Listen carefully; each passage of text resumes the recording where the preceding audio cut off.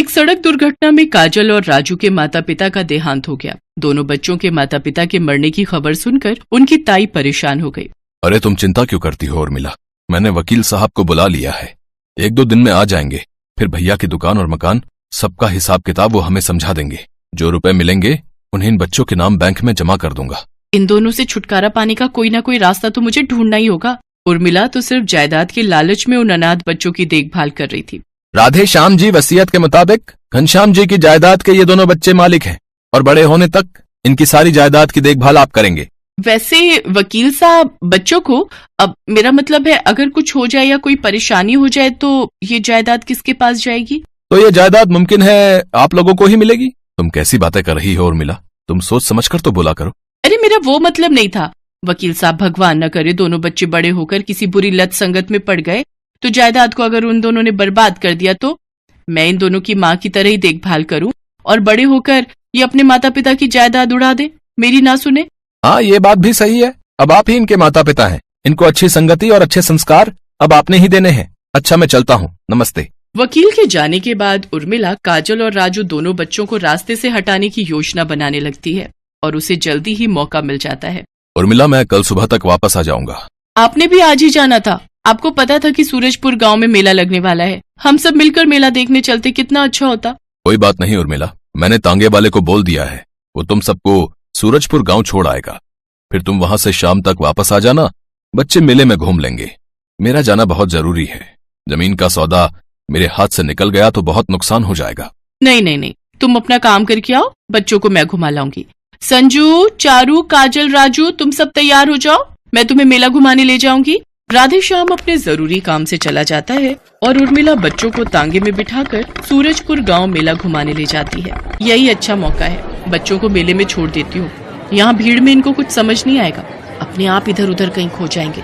काजल, राजू तुम दोनों वो सामने झूला झूलो, तब तक मैं तुम दोनों के लिए आइसक्रीम खरीद कर लाती हूँ। संजू, चारू चलो तुम दोनों मेरे साथ आइसक्रीम खरीदने चलो। पर मम्मी मुझे झूला झूलना है। हाँ मम्मी मुझे भी।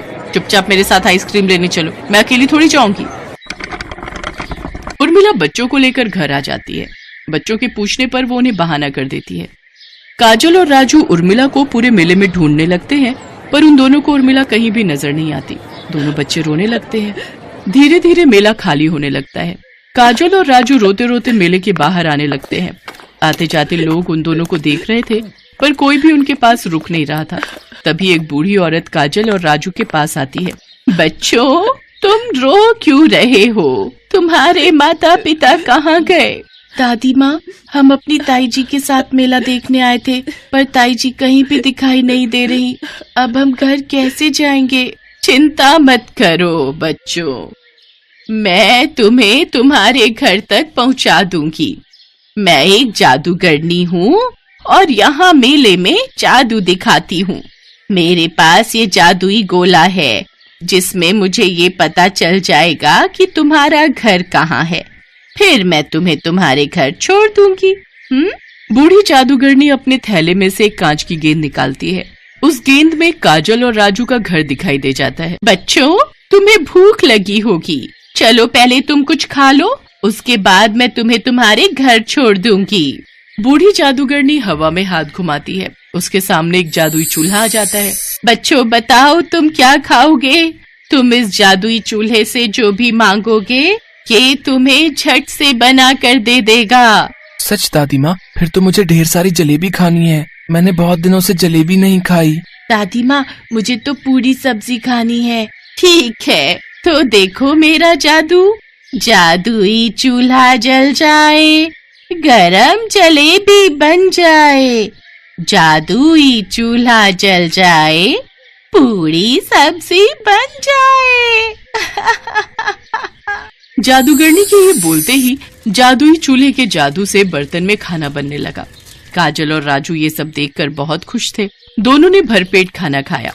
बच्चों अब मैं एक चुटकी बजाऊंगी और तुम अपने घर पहुंच जाओगे। और हाँ, ये चूल्हा मैं तुम्हें उपहार में दे रही हूँ। जब भी तुम्हें भूख लगे तुम इस जादुई चूल्हे से जो भी मांगोगे वो बनकर तैयार हो जाएगा।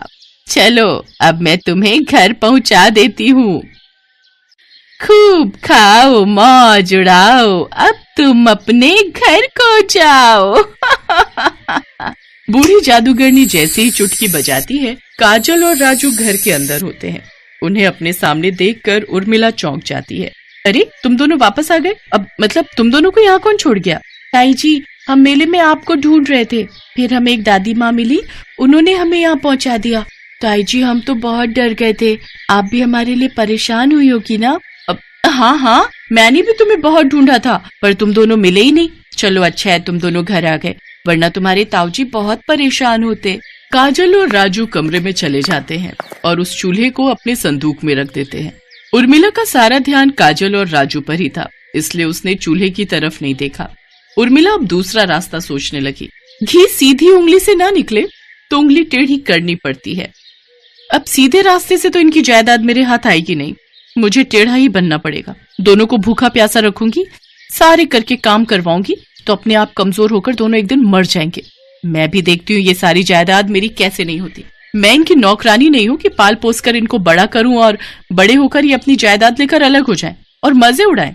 अगले दिन से उर्मिला ने सख्ती से पेश आना शुरू कर दिया। वो काजल और राजू को बहुत तंग करती थी। वो उनसे सारे घर के काम करवाने लगी और उन्हें भूखा प्यासा भी रखती थी। इस बारे में राधे श्याम को कुछ भी पता नहीं था।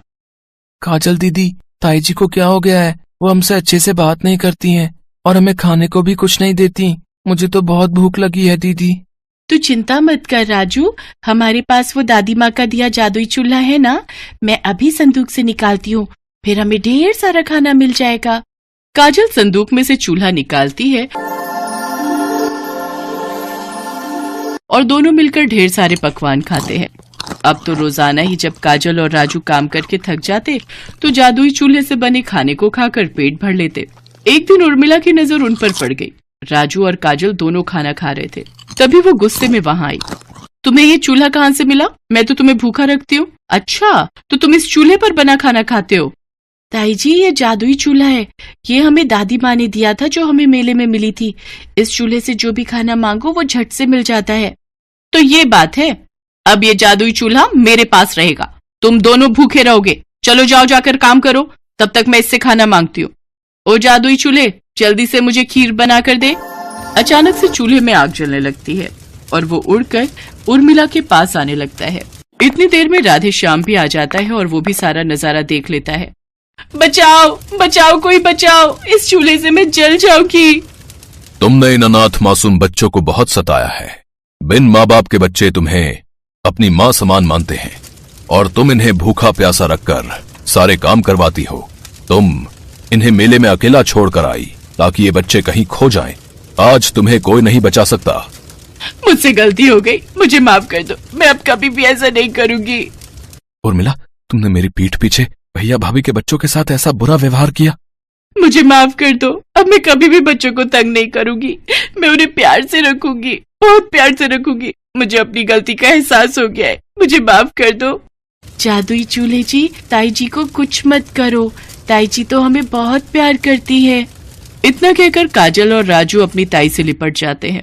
ये देखकर उर्मिला की आंखों में आंसू आ जाते हैं और जादुई चूल्हा वहां से गायब हो जाता है। मुझे माफ कर दो बच्चों, अब मैं कभी भी तुम दोनों के साथ ऐसा बर्ताव नहीं करूंगी। मैं एक माँ की तरह तुम्हारी परवरिश करूंगी। इतना कहकर उर्मिला दोनों बच्चों के गले लग जाती है। काजल और राजू भी अपनी ताई का प्यार पाकर खुश हो जाते हैं। सोनपुर गांव में केशव नाम का एक गरीब मजदूर रहता था। मजदूरी का काम मिल जाए तो परिवार का पेट भर जाए, नहीं तो परिवार रूखी सूखी खाकर ही सो जाता था। एक दिन, सुनो जी, तुम एक काम क्यों नहीं करते? इस गांव में तो कोई काम मिलने से रहा, तुम वो पहाड़ी के पार वाले गांव में भी तो जाकर कोई काम ढूंढ सकते हो, शायद कोई काम मिल जाए। पर कमला, उस पहाड़ी का रास्ता बहुत खराब है, ज्यादातर सुनसान ही रहती है पहाड़ी। पर कुछ तो करना पड़ेगा जी, बच्चों को कब तक रूखा सूखा खिलाते रहेंगे, कोशिश तो करनी ही पड़ेगी ना जी। ठीक है कमला, मैं कल सुबह ही दूसरे गांव के लिए निकल जाऊंगा, ठीक है, ताकि समय से वापस आ सकूं। कमला अगले दिन केशव को कुछ भुने चने और गुड़ बांध कर देती है। सुनो, ये कुछ भुने चने और गुड़ लेते जाओ, रास्ते में भूख लगेगी तो खा लेना। केशव मजदूरी करने के लिए दूसरे गांव निकल पड़ता है। वो उस पहाड़ी के रास्ते चलता जाता है। आधे रास्ते चलने पर केशव थक जाता है। वो सोचने लगता है, थोड़ी देर यहीं इस पेड़ के नीचे आराम कर लेता हूँ, फिर आगे बढ़ूंगा। अरे कमला ने ये भुने हुए चने और गुड़ दिया था, थोड़े खाकर भूख मिटा लेता हूँ। केशव जैसे ही चने और गुड़ खाने लगता है, एक चींटी उसके पास आती है। भैया, क्या थोड़े से गुड़ और चने मुझे दे सकते हो? मैं और मेरी बहनें भूखी हैं। हमने बहुत दिनों से कुछ नहीं खाया है। तुम्हारी बड़ी मेहरबानी होगी। हाँ हाँ, ये लो, तुम इन गुड़ और चनों से अपना और अपनी बहनों का पेट भर लो। चींटी खुशी खुशी वो गुड़ और चने अपनी बहनों को खिलाती है। जैसे ही चींटियां गुड़ और चने खाती हैं, देखते ही देखते वो सब सुंदर परियां बन जाती हैं। केशव ये सब देखकर हैरान रह जाता है। शुक्रिया रागीर, आज तुम्हारी वजह से हम श्राप से मुक्त हो गई। हम परीलोक से धरती पर घूमने निकली थी। इस पेड़ के नीचे एक महात्मा भोजन कर रहे थे। हमने भूल से उनके भोजन में कंकड़ फेंक दिए, जिससे उन्होंने हमें चींटी बना दिया और श्राप दिया कि जब तक कोई राहगीर हमें भोजन नहीं देगा, हम अपने असली रूप में नहीं आ पाएंगी। पर तुम इस पहाड़ी पर कैसे? यहाँ तो कोई नहीं आता जाता। केशव परियों को सारी आपबीती सुनाता है, जिसे सुनकर परियां भी बहुत दुखी होती हैं। वो केशव से कहती हैं, तुम चिंता मत करो केशव, तुमने आज हमारी सहायता की है, इसलिए हम भी बदले में तुम्हें कुछ देना चाहते हैं। ये जादुई चूल्हा है, इस पर बर्तन रखते ही ये जल उठेगा और तुम जो भी कुछ खाने को मांगोगे बर्तन में पक जाएगा। मैं तुम्हें एक मंत्र बताती हूँ। जैसे ही तुम एक थी दुल्हन एक था दूल्हा, बंद हो जा जादुई चूल्हा बोलोगे, चूल्हा खाना पकाना रोक देगा। केशव को जादुई चूल्हा देकर परियां अपने लोक में वापस चली जाती हैं। केशव वो चूल्हा लेकर खुशी खुशी घर वापस आ जाता है। अरे, तुम तो बहुत जल्दी वापस आ गए, और ये चूल्हा कैसा? अरे कमला रुको, मैं तुम्हें एक जादू दिखाता हूँ। तुम एक पतीली लेकर आओ। हाँ। कमला एक खाली पतीली लेकर आती है। केशव पतीली को जादुई चूल्हे पर रखता है और चूल्हा जल उठता है। केशव दाल बोलता है और पतीली दाल से भर जाती है। केशव एक एक करके चूल्हे पर बर्तन रखता जाता है और मिनटों में सारा खाना बनकर तैयार हो जाता है। ये देखकर कमला और बच्चे बहुत खुश होते हैं। देखा कमला, मिनटों में सारा खाना इस चूल्हे पर तैयार हो रहा है। और कुछ चाहिए तो बोलो। बस बस, अभी इतना बहुत है हमारे लिए। ठीक है, मैं इस चूल्हे को अब बंद कर देता हूँ। एक थी दुल्हन एक था दूल्हा, बंद हो जा जादुई चूल्हा। केशव मंत्र बोलता है और चूल्हा बंद हो जाता है। अब केशव के परिवार को भूखा भी नहीं सोना पड़ता था। एक दिन, सुनो जी, मैं सोच रही हूँ क्यों ना हम एक चाय का ढाबा खोल लें। इस चूल्हे पर चाय और पराठे बनाकर बेचा करेंगे। इससे थोड़ी कमाई भी होनी शुरू हो जाएगी और तुम्हारी काम की तलाश भी बंद हो जाएगी। कह तो तुम ठीक रही हो कमला, बिल्कुल ठीक है। मैं एक दुकान किराए पर ले लेता हूँ। जो पैसे आएंगे उससे किराया भी भर देंगे और घर खर्च भी निकल आएगा। केशव घर के नजदीक ही एक छोटी सी दुकान किराए पर ले लेता है और जादुई चूल्हा रखकर चाय बनानी शुरू कर देता है। धीरे धीरे केशव का चाय नाश्ते का ढाबा चल पड़ता है। आने जाने वाले लोग केशव के ढाबे पर रुककर चाय पराठे खाया करते थे। जिन गरीबों के पास पैसे नहीं होते थे, केशव उन्हें मुफ्त में ही खाना बांट दिया करता था। उसे अपनी गरीबी के दिन याद थे। धीरे धीरे केशव की गरीबी की हालत में सुधार होने लगता है। एक दिन, अरे भाई केशव, कैसे हो? अरे मोहन, अरे तुम शहर से कब आए भैया? है, गांव का तो रास्ता ही भूल गए लगता है। बस काम से फुर्सत ही नहीं मिलती। वो तुम्हारी भाभी को यहाँ गांव में कुछ काम था ना, तो 2-1 दिन के लिए आए हैं। मैंने सुना है तेरे तो वारे न्यारे ही हो गए हैं। तूने ढाबा खोल लिया यार, जिसकी चर्चा पूरे गांव में हो रही है। हाँ मित्र, बस सब भगवान की कृपा है। बात कुछ और ही है। ये ऐसे नहीं मानेगा, मुझे सच का पता लगाना ही होगा। अगले दिन केशव ढाबे पर जाता है। मोहन भी उसके पीछे पीछे जाता है। अरे मोहन, अरे इतनी सुबह सुबह। मैंने सोचा कल वापस शहर जा रहा हूं, तो आज तुम्हारे ढाबे पर ही चाय नाश्ता कर लूं, है कि नहीं? पता नहीं शहर से फिर कब आना हो।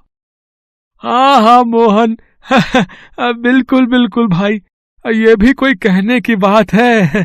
अरे तुम बैठो, मैं तुम्हारे लिए चाय और पराठा लेकर आता हूं ना। केशव ढाबे की रसोई में चला जाता है। मोहन केशव को छुपकर देखने लगता है। ये क्या जादू है? केशव ने इस चूल्हे पर पतीली रखी और खाली पतीली चाय से भर गई। अरे अब ये तवा रख रहा है। ये क्या, पराठा भी बन गया? ये तो कोई जादुई चूल्हा है।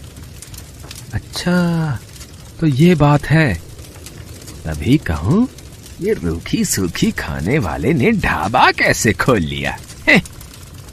ये चूल्हा वैसे मेरे पास होना चाहिए, मैं इसे चुरा लेता हूँ। हाँ। शाम को जब केशव घर लौट जाता है, मोहन रात के वक्त चूल्हा चुराकर पत्नी के साथ शहर भाग जाता है। केशव जब ढाबे पर आता है, चूल्हा गायब होता है। अरे अरे कमला, कमला, अरे हमारा जादुई चूल्हा चोरी हो गया है। अब हम क्या करेंगे? अब हम क्या करेंगे? कैसे पैसे कमाएंगे? सुनो जी, जो हो गया सो हो गया। इस बहाने हमें मार्गदर्शन तो मिला। अब आप एक नया चूल्हा लेकर इस ढाबे को आगे बढ़ाओ, देखना आपकी मेहनत रंग लाएगी। केशव एक मेहनती व्यक्ति था, इसलिए उसने फिर से एक नई शुरुआत की। उधर जब मोहन अपनी पत्नी के साथ शहर में अपने घर पहुंचा। जाओ शीला, एक खाली पतीली ले आओ, अभी तुम्हें इस चूल्हे का जादू दिखाता हूँ। जादुई चूल्हे, मुझे पुलाव चाहिए, पुलाव। चूल्हे पर बर्तन रखकर मोहन ने जैसे ही पुलाव बोला, चूल्हा जलने लगा और पुलाव बनता चला गया। मोहन चूल्हे को फूंक मार मार कर बंद करता रहा, पर वो बंद ही नहीं हो रहा था। अरे ये चावल बनने तो बंद ही नहीं हो रहे। अरे ऐसे तो पूरा कमरा भर जाएगा। हम दोनों चावल के ढेर में दबकर मर जाएंगे। शीला क्या करूं, कुछ समझ नहीं आ रहा है। अब तो एक ही रास्ता है, इस चूल्हे को तोड़ दो। हाँ हाँ, ये ठीक रहेगा। मैं इस घटिया चूल्हे को तोड़ देता हूँ।